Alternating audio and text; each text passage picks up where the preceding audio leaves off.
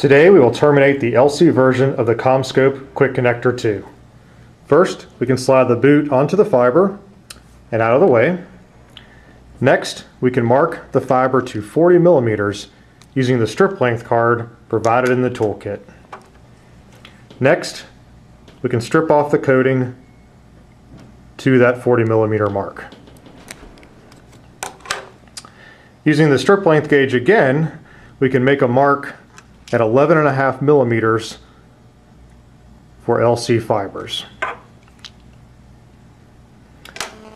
Next, we can clean the fiber with a cleaning solution to get any of the remaining coating off. And now we are ready to cleave the fiber.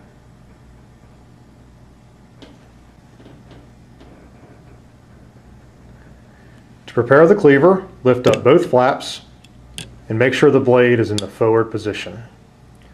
Set the fiber down so that the edge of the 900 micron coating is at the 10.5 to 11 millimeter mark. Then you can close both flaps and slide the blade back to cleave the fiber. When you open the right flap, you can take the fiber shard and throw it away in a trash can, and you now have a prepared fiber that is ready to insert into the connector. As an option, you may use a visual fault identifier to put a red glow into the wedge clip of the connector. Now carefully insert the fiber into the back of the connector using your visual mark as a guide. Notice also that when the fiber is fully inserted, the red light will dim considerably. Maintaining inward pressure on the fiber, squeeze on the wedge clip and remove it completely. In your last steps,